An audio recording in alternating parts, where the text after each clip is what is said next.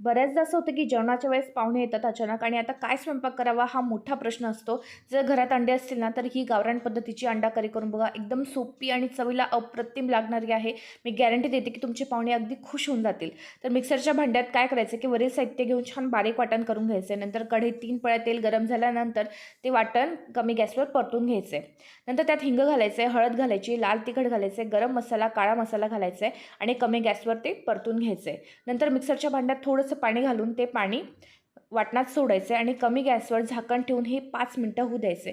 छान घरात खमंग वास पसरल्यानंतर आणि मसाल्याला तेल सुटल्यानंतर जेवढा रस्सा हवा असेल तेवढं गरम पाणी त्यात घालायचं आहे आणि मग रस्स्याला उकळी आल्यानंतर त्यात चवीपुरता मीठ घालायचं आहे आणि उकळलेली अंडी रस्स्यात घालायची आहे आणि रस्स्याला छान दाटसरपणा येण्यासाठी अंड्याचा पिवळा भलक एका डिशमध्ये घेऊन त्यात रस्सा घालायचा आहे आणि ते मॅश करून हे परत रस्स्यात सोडायचं आणि वरून कोथिंबीर घालायची. गदक पडू द्यायचं आहे. अंडा